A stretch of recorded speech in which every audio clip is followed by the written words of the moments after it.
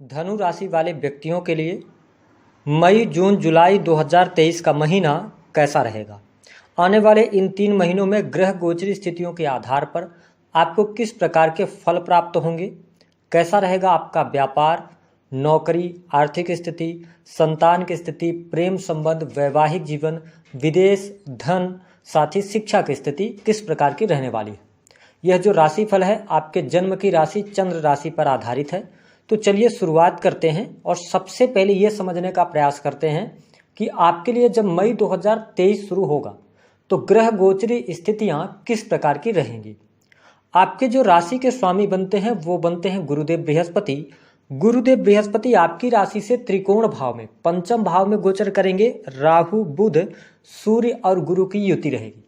15 मई के बाद सूर्य का राशि परिवर्तन हो जाएगा, आपके छठे भाव में चले जाएंगे। वही शुक्रदेव 2 मई 2023 को राशि परिवर्तन करेंगे और आपके छठे भाव से निकलकर सप्तम भाव में चले जाएंगे। मंगल की स्थिति 10 मई 2023 तक आपके सप्तम भाव में रहेगी, जहां पे मांगलिक कुंडली का निर्माण होगा। उसके बाद मंगल देव नीच के हो जाएंगे, अष्टम भाव में चले जाएंगे। केतु की जो स्थिति है आपकी राशि से लाभ भाव में बनी रहेगी। वही शनिदेव आपकी राशि से साहस और पराक्रम के भाव तीसरे भाव में गोचर करेंगे। अब आइए सबसे पहले ये जानते हैं कि आपका स्वास्थ्य इन 3 महीनों में कैसा रहेगा। देखिए, आपके स्वास्थ्य भाव के जो स्वामी हैं वो बनते हैं गुरुदेव बृहस्पति और ये राहु के साथ में चांडाल योग का निर्माण करेंगे। साथ ही यहाँ पर बुध देव भी गोचर करेंगे, जिसके परिणाम स्वरूप ये कहा जा सकता है कि 1 मई से लेकर 10 मई 2023 तक आप में क्रोध की अधिकता रह सकती है। साथ ही आपको चोट चपेट लगने की संभावनाएं बनती हैं। हालांकि 10 मई से लेकर फिर 30 मई तक का टाइम पीरियड आपके स्वास्थ्य के लिए अच्छा रहेगा, स्वास्थ्य में सुधार देखने को मिलेगा। साथ ही आप देखेंगे कि आप अपने आप में एनर्जेटिक भी महसूस करेंगे। इसके बाद जो जून का महीना होगा, यहाँ पे आपको अपने स्वास्थ्य को लेकर बहुत ज़्यादा सावधानी बरतनी है, क्योंकि मंगल देव अष्टम भाव में नीच के रहेंगे। तो वाहन वगैरह चलाते हैं तो सावधानी पूर्वक आपको चलाना है, चोट चपेट लगने की संभावनाएं बनती हैं।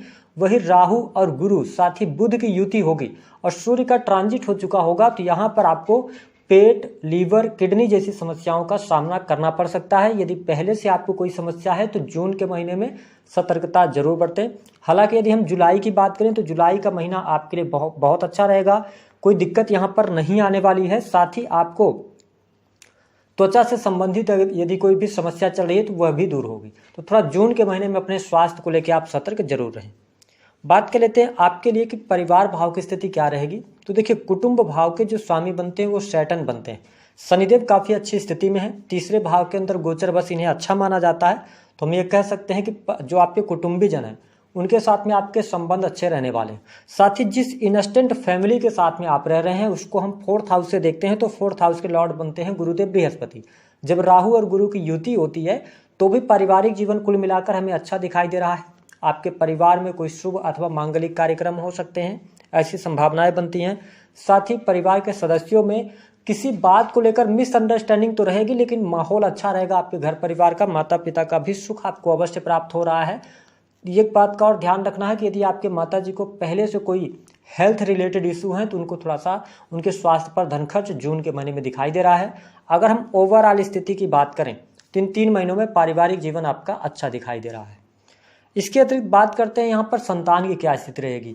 ये स्थिति निगेटिव रहेगी, क्योंकि यहाँ पर राहु गुरु का चांडाल योग बनना संतान के लिए अच्छा नहीं है। संतान के सेहत के लिए, उनकी पढ़ाई लिखाई के लिए, साथ ही संतान राहु के साथ में बुध की युति और साथ ही आप देखेंगे गुरु की भी युति, तो आपकी संतान गलत ट्रैक पर जा सकती है, गलत संगति में पड़ सकती है। इस चीज़ का आपको ध्यान रखना है। साथ ही यदि आपकी संतान है तो उनकी पढ़ाई लिखाई को लेकर कहीं ना कहीं से दिक्कतों का सामना करना पड़ेगा। तो यह स्थिति थोड़ा सा निगेटिव है। इन 3 महीनों में संतान का आपको ख्याल रखना होगा, यहाँ पे थोड़ी सी मुश्किल रहेगी।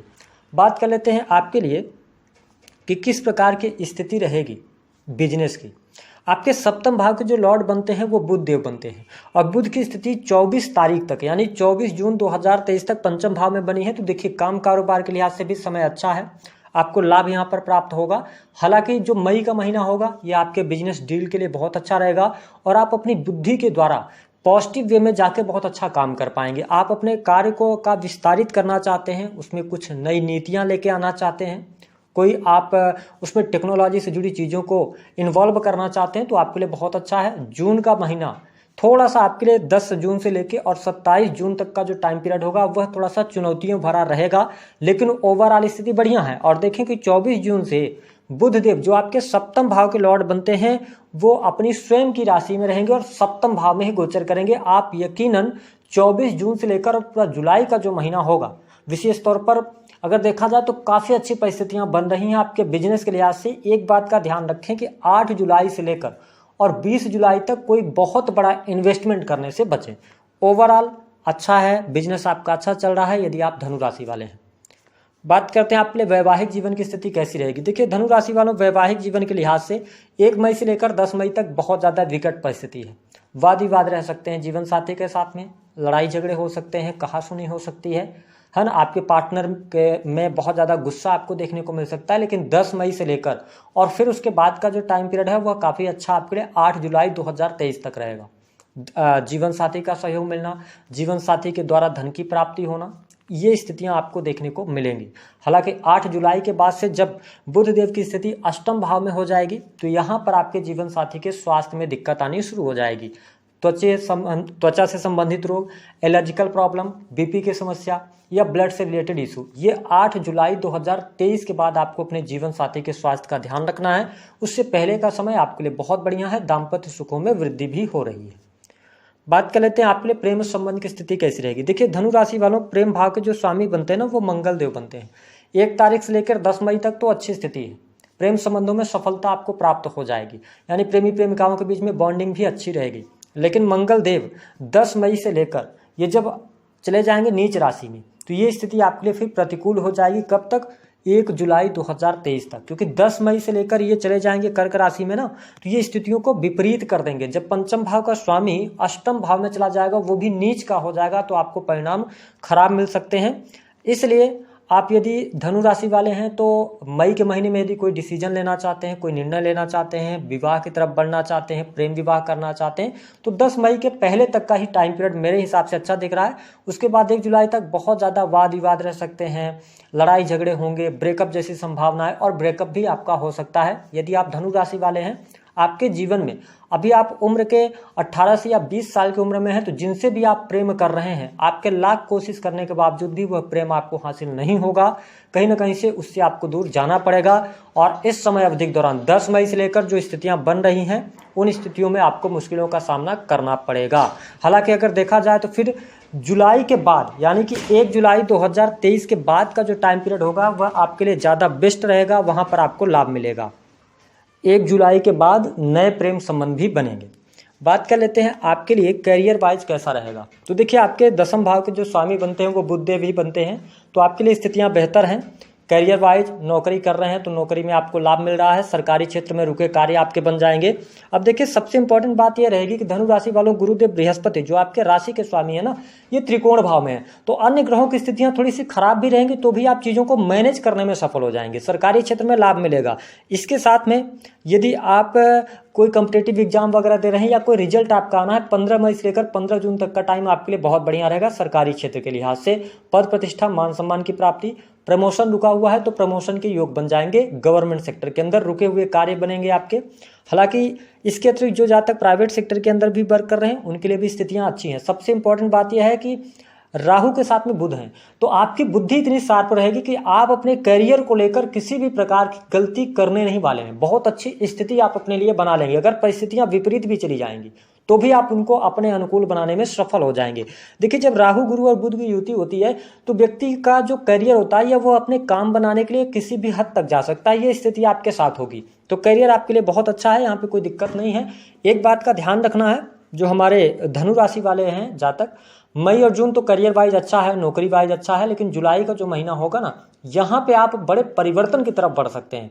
अगर आप परिवर्तन करना चाहते हैं तो बहुत अच्छा है, लेकिन मई जून में जिस काम को आप अभी कर रहे हैं उसी कार्य को यदि आगे बढ़ाते हैं तभी आपको लाभ मिलेगा। अगर आप मई और जून के महीने में परिवर्तन करते हैं तो ये निगेटिव हो जाएगा आपके लिए। इस चीज़ का आपको ध्यान रखकर चलना है। धन कैसा रहेगा, देखिए आपके लग्न के स्वामी का त्रिकोण भाव में जाना, साथ ही देखिए पंचम भाव में बैठकर बृहस्पति देव आपके 11th हाउस पर दृष्टि डालने वाले होंगे, तो यह समय बहुत अच्छा है। धन आपके पास आएगा, धन वृद्धि के संकेत दिखाई दे रहे हैं। इनकम आप सोर्सेस आपके डेवलप हो जाएंगे और जो पैसा होगा ना, कुछ गलत रास्तों से भी पैसा आपके पास में आ सकता है।